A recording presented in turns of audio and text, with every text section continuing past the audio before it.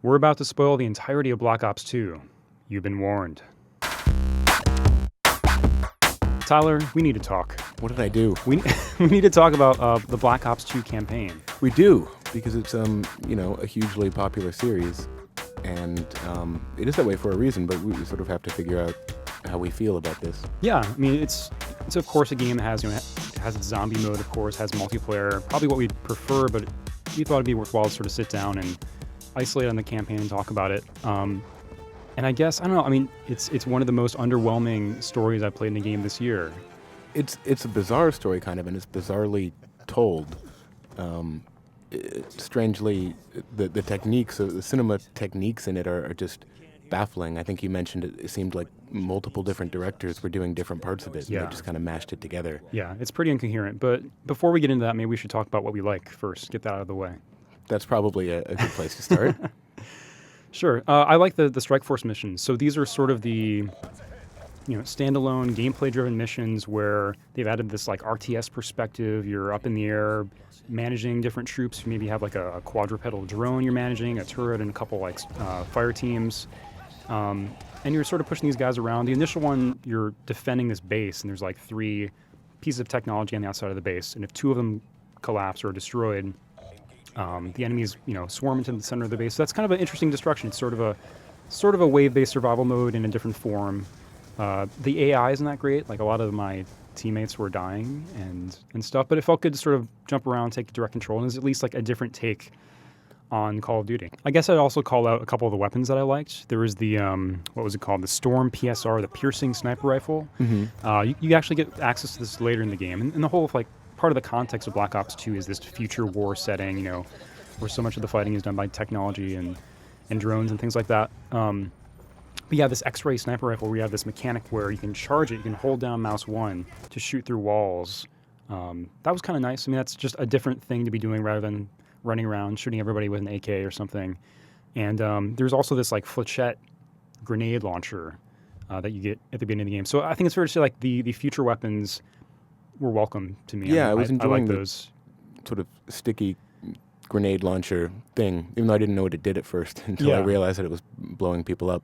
Mm-hmm. But I did like that because that was I had to deal a little bit with ballistics with that gun. A little bit. Mm-hmm. You don't have to deal with ballistics much at all in the game. No. Yeah, and this is sort of a strange thing, and I'd love to hear how you feel about this. Just the basic weapon handling of Call of Duty games, and specifically in Black Ops 2, I feel like it kind of doesn't matter what weapon I'm carrying.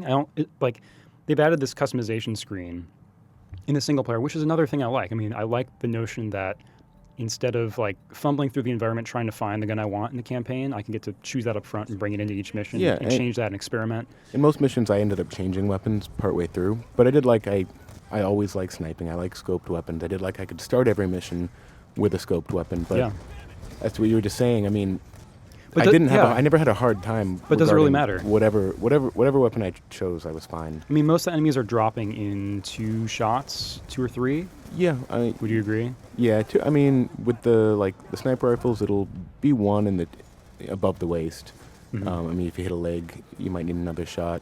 But I just sort of found myself wishing these enemies were more durable, or they react in a different way, or I had to shoot a certain part of them. I mean, they had these optical camouflage enemies, which were just kind of slightly harder to see normal enemies. Yeah, it didn't really present too much of a problem. Yeah, so just mechanically, I was sort of let down by the fact that while the weapon design, aesthetically, great animations, real animations, interesting scopes and things like that, and optics, but at the end of the day, I was just kind of running around hitting mouse 1 and pointing my cursor at guys at whatever range, there's no drop off. I wasn't challenged, I guess is what I'm saying. Yeah, and it really just felt like the difference is this semi-automatic or automatic?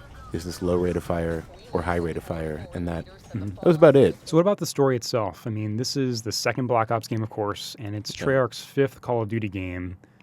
How did they handle it? Strangely, and I don't want to. I just kind of instinctively say poorly, and I guess I feel it was poorly handled. I mean, first of all, what happened? And I mean, second of all, why did they choose to mash up so many seemingly contrasting and strange things, just stylistically and with the content of the story? Yeah, I mean, you're playing as 5 or 6 different characters throughout the campaign. Some of them, like, just for a moment. But especially at the beginning, there's just it's very disjointed. You're Yeah. jumping between different locations, different time periods, different characters' perspectives, and interspersed with this is a lot of dialogue. Like, it's, have 20 minutes of gameplay and then jump into like a corresponding bit of dialogue, and then you have sort of the continuation of that conversation later on. And everything's kind of in bits and pieces. And, while this is like an established narrative technique, I mean, we see it in games like Max Payne 3, for example, where you're jumping back and forth. Right. You have flashbacks and things like that. Which does it brilliantly, I thought, because it strings together a really coherent narrative where every time I kind of wanted more information in Max Payne 3 Yeah. is when it would sort of transition and go back in time and show me what happened. And here it feels like the idea is more complexity makes us more competent writers and makes this a more interesting story. So Yeah. they're throwing characters at us. We're not getting them. It opens with a like sad music montage with, like burning children, which is like usually you reserve that for like a pivotal moment, but it just keeps hitting with tropes, like trope after trope. Yeah, one of the most poorly handled and kind of like out of left field moments in the story for me was when just this kind of small moment where David Mason, the main character, arguably, he's like boxing on a aircraft carrier or something. Yeah, well, like he does. Like he does it, very Top Gun like. And one of the other characters says a line that triggers like a repressed memory in him. That's trope one. And trope one, and then he's like, "Wait, did Menendez kill my father?" And Menendez is, the villain of the game, of course. So he's got amnesia. Yes. And the villain killed his dad, like back to back. And I'm just rolling my eyes, like it just feels like so forced in and like unexpected in a way that was really clumsy. Honestly, I really think Treyarch overestimates our interest in these characters. Yeah. At the end of the day, I really don't care about any of these guys. Sometimes I don't even know who I'm playing as because I kind of like didn't glance down at the text on the screen. Yeah, the profile that says who I'm playing as. So I'm like, if I don't even care who I'm playing as, I don't know. And yeah, I mean, philosophically, I like the notion that Call of Duty cares about how I perform now a little bit. I mean, it feels a little bit artificial to me, like they recognize choice as a concept that's, and as a trend that emerges in games like Fallout and Mass Effect and Walking Dead and players like that. But, trying to integrate that into a Call of Duty game where, you arguably have much less freedom than other games, it just sort of feels like a forced thing. I mean, actually, like one of my favorite moments where the integrated player choice is really like a small and insignificant one where you're driving this Humvee along. It's at the end of this mission. You're about to like get to a helicopter or something. And there's like this flame overhead. There's like this flame shooting down like sort of over the top of the truck. And if you just kind of happen to drive into it, like go left instead of, if you zig when you should have zagged, basically, the guy in the turret behind you will get like his face scarred. Harper, who's like one of the other like sort of secondary characters. And it doesn't like significantly impact the story. It's not like some big branch or something. It's just like this small incidental thing that as a result of your sort of organic input, something happened. You'll see his scar throughout other cutscenes. I like that. I mean, that's a nice, subtle, not in your face, like, hit F to do this in the story way of approaching that. Did you want to talk about the Menendez level in which you're playing as the villain?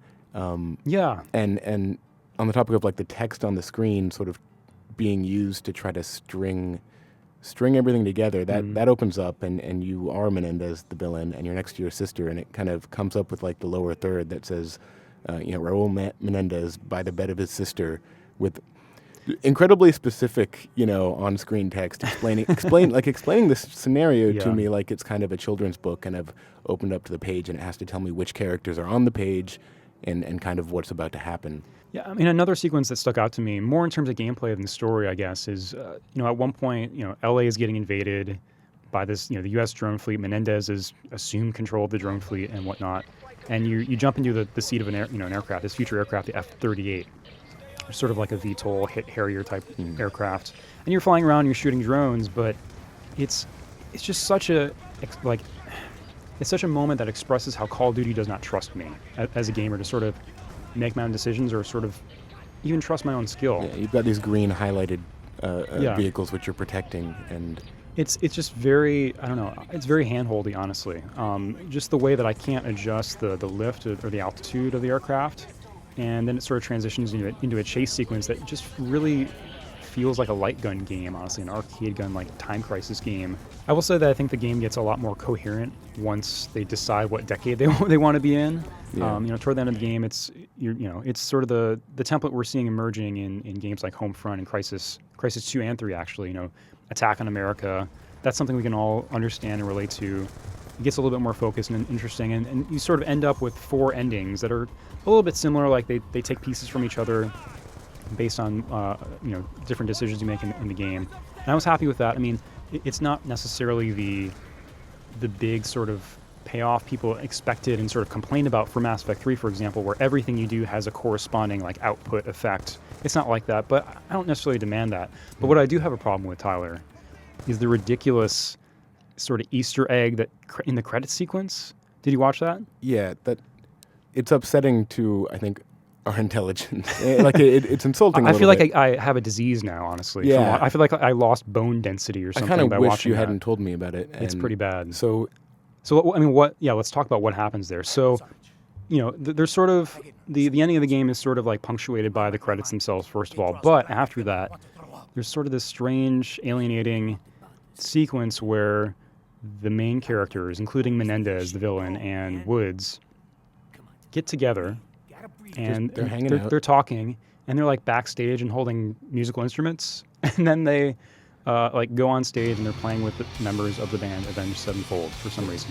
And Menendez is being berated for, being nervous about the show. Yeah.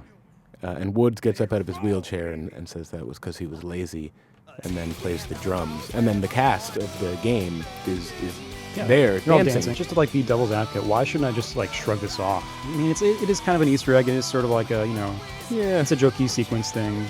Well, I mean, I think because the game, it tries hard to be so many things. They use real world war footage in it because they're trying to say to us look, this could happen. In fact, you went to a preview event where they spent all this time talking about, no, this stuff with China is real. We've done, we're trying to legitimize their we're Tom conspiracy Clancy's theory. here. We've done a great job of making a believable conspiracy theory in a war that could happen. And yeah, it's a little xenophobic, but this is intense, real stuff, and the children are going to die in fires, and it's going to be crazy. But then they kind of, with that final scene, kind of say, it's just a game, guys. Come on. And you're just aware of the strange authorship. You know what I mean? Yeah. That the game is not driven by one creative vision. I think that's present throughout the entire campaign. But I mean, it's really, what it comes down to is, depending on what ending you get. The ending I got was kind of one of the bad endings, for whatever reason.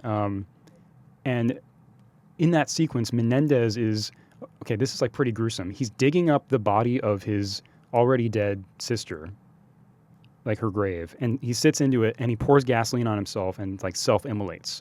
So to go from that, where the villain is committing some sort of semi-poignant suicide with his sister, to a promotional marketing tie-in with those characters where they're jumping and dancing and playing music and guitar solos, you cannot get any more dissonant than that. Yeah. It's creatively bankrupt, It really is. I mean, it just says to me, we don't really care about our story, and why should we care about it if they don't care about it? It just feels, I don't know, it feels dishonest. I mean, it makes the rest of the game feel dishonest because then it makes me see it as I don't know, something tested and built for a market. And we're just going to throw everything the market wants in. We're going to throw conspiracy in. We're going to throw some real world hints in. We're going to throw in a badass old guy who's angry and swears, and then we're going to put Avenged Sevenfold in the end, and we're going to ignore any continuity and just make it a hodgepodge of everything we think our audience wants. So is there anything that we'd like to see in the next, I'm guessing it's inevitable. There has to be a new Call of Duty game. It started being rumored right now, the next Modern Warfare 4. It's already being made, I'm sure. Yeah. Is there anything we'd like to see in terms of technique or themes or what approach they should take to a new game?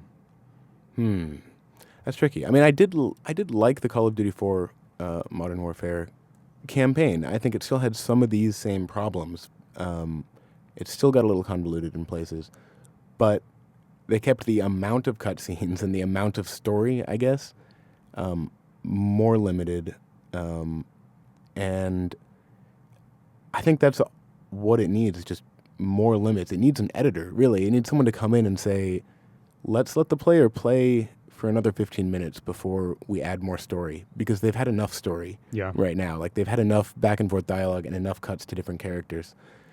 I don't know. Gameplay-wise, I'd like to see them keep experimenting. I mean... Totally. I mean, you bring up, like, Modern Warfare. One of the interesting things that came out of that game was the AC-130 sequence. Yeah. Right? And it wasn't really something that was repeated in this case. I guess you are shooting at things in the ground from your F-38 fighter at one point. But what was behind that was kind of a message about the disconnectedness, that some soldiers experience in their roles, being up in the sky, however many thousand feet in the air with these like massive omniscient guns. They can just, throw down all kinds of damage on people. And just the disconnectedness they're experiencing. It was showing you why Ender's Game was written and what that means. And that, as an experience, that was interesting. That's like a side of war I hadn't really seen in another game before.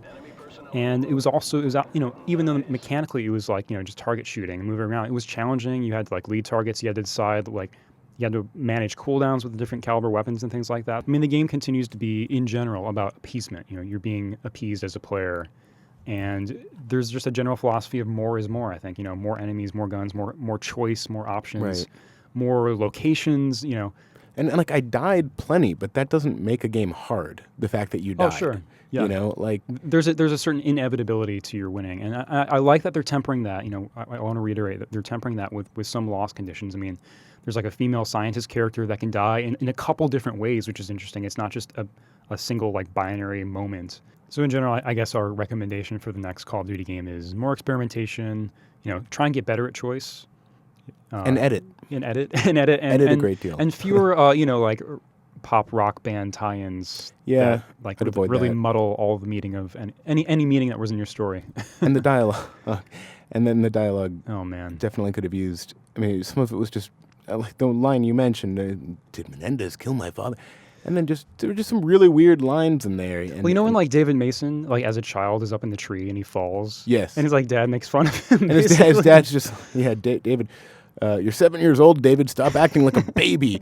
I'm just like, I know you're trying to characterize these people as these really hard people, but like, I already know. Yeah. So I guess in summary, we'll continue to play Black Ops 2 multiplayer, and maybe the zombies mode. Probably not going to replay the campaign. No. There are multiple endings. There are 4 endings, but... Nah. Do you really want to see the other ones? No. They're on YouTube. I watched them on YouTube. Yeah. There you go. All right. Well, good talk, Tyler. But if you haven't seen it, go watch that beautiful Easter egg at the end of the credits. God, don't.